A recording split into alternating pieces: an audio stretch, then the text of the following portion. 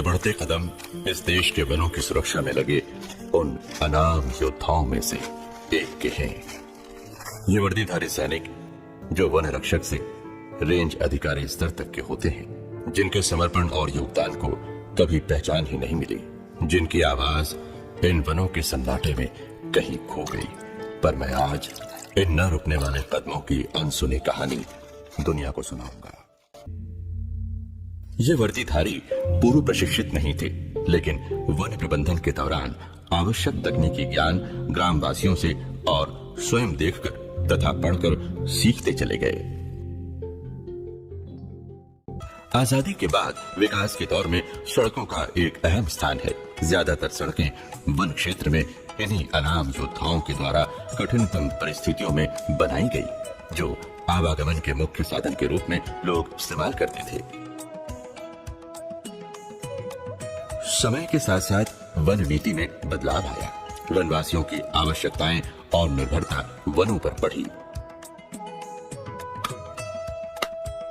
किंतु इस विषय पर कोई औपचारिक प्रशिक्षण नहीं दिए जाने के बावजूद आवश्यक तकनीकी ज्ञान अपने प्रयासों से सीखकर अथक प्रयास और समर्पण से सफलतम वृक्षारोपण के उदाहरण प्रस्तुत किए हैं, जो आज भी खामोश जंगलों में गवाही दे रहे हैं।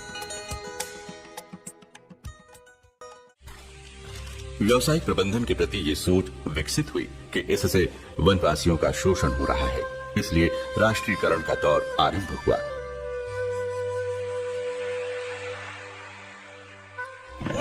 सबसे पहले तेंदुपत्ता और बाद में कुछ लकड़ी प्रजातियों का राष्ट्रीयकरण हुआ। जंगलों के प्रबंधन के दौरान कटाई का कार्य इन्हीं के द्वारा किए जाने पर इन वर्दीधारी योद्धाओं पर अतिरिक्त बोझ आ गया, जिसका न तो उन्हें प्रारंभिक ज्ञान और प्रशिक्षण था और न ही उनकी मनोदशा को जाना गया। इस दौर में भी हमारे ये योद्धा समय के साथ स्वयं काम के दौरान प्रशिक्षित ही नहीं हुए, बल्कि इन कामों में उन्हें महारत हासिल हुई, जो आज भी इनमें मौजूद है। इन्हीं के समर्पण का ये परिणाम रहा कि आज तक ये कार्य सफलतापूर्वक किया जा रहा है। पतझड़ के बाद पूरा जंगल बारूद के ढेर में तब्दील हो जाता है। इनकी रक्षा का भार केवल वर्दीधारी वन योद्धाओं पर रहता है। वहीं 70 वर्ष पुराने तरीकों से ये योद्धा आज भी आग पर काबू पाने का प्रयास करते हैं। इस दौरान कई बार इन योद्धाओं के शरीर के कई अंग जल भी गए।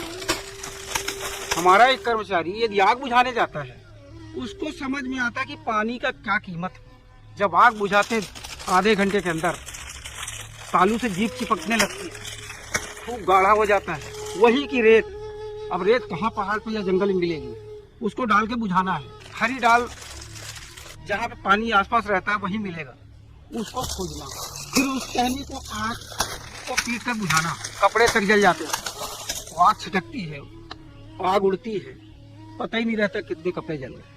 आप मई जून के महीने में एक अलाव जला के उसके सामने 10 मिनट बैठ के दिखाइए। इन योद्धाओं के ऊपर सरकारी जिम्मेदारियों का बोझ बढ़ता जा रहा था, लेकिन इनकी मूलभूत पारिवारिक आवश्यकताओं के प्रति उदासीनता का रवैया रहा है।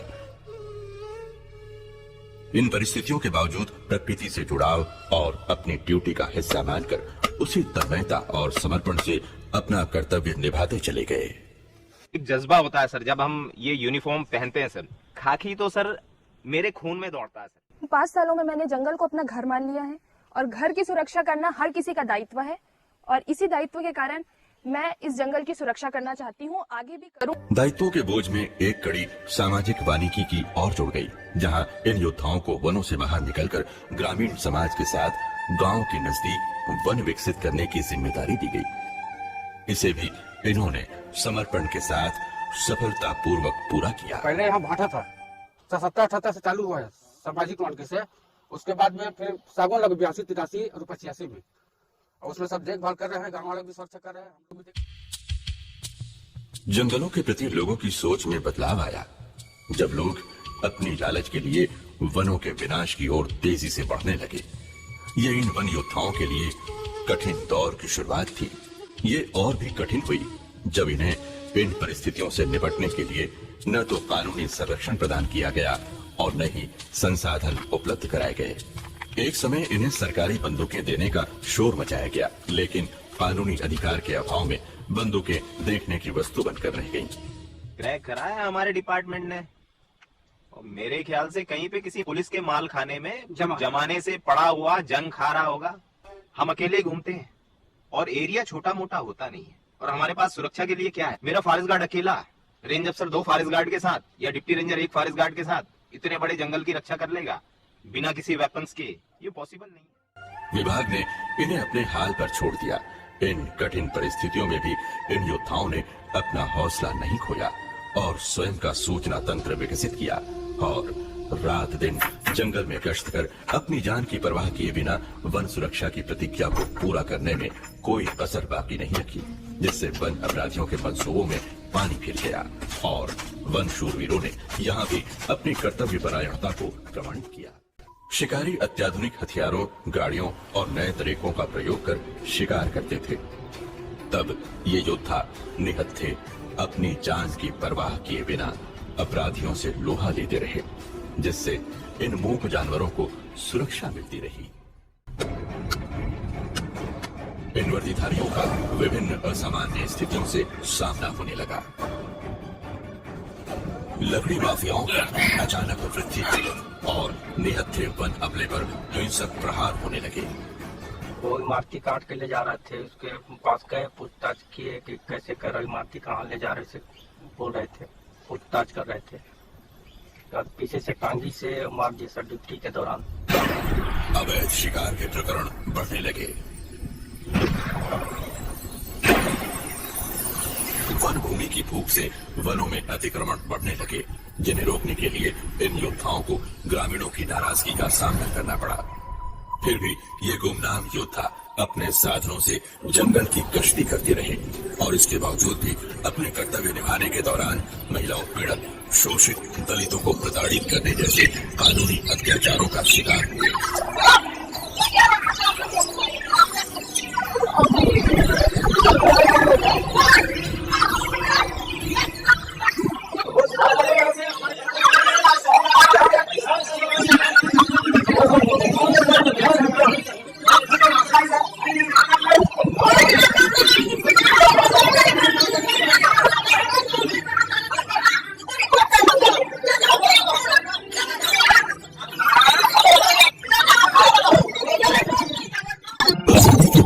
जंगल प्रबंधन में जितने बदलाव और प्रयोग हुए उतने शायद किसी अन्य विभाग में नहीं हुए।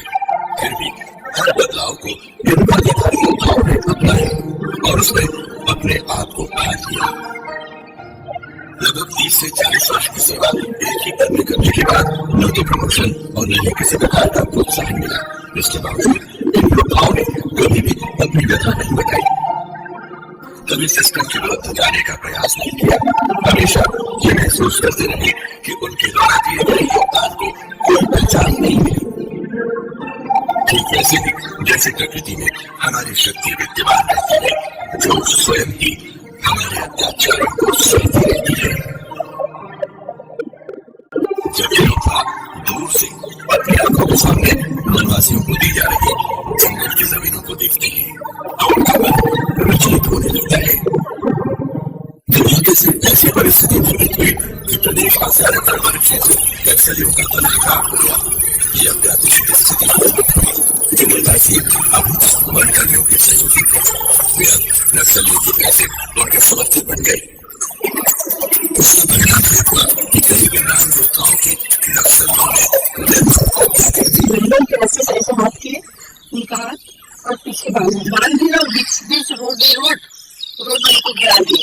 फिर कितने बड़े मुकदमे कोई चीज निकाले और मुकदमा निकालने के बाद सीधे यहाँ चुभा है सर आपके साथ ऐसे गले में चुभा है तो यहाँ से ब्लड निकलना चालू हुआ और जैसे ब्लड निकलना चालू फिर मैं दौड़ता निकल निपट गई है ना, उनके ऊपर गिर गए और उनको बोले कहना आपको लगता है बाबा की बीमारी है तो हमारे बच्चे कैसे कुछ है, तुम भी किसी के बच्चे हो, तुम्हें लगता है और आप पूछ लो आपके साथ से क्या है।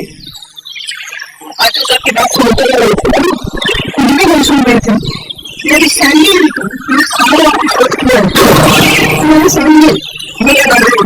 मेरा सैंडल इतना जोर जोर से चिल्ला रही थी, मैं तुम्हें 2 मिनट से चिल्ला रही थी कि बुढ़ी को बचाओ, ऐसे मत करो, ऐसे मत करो।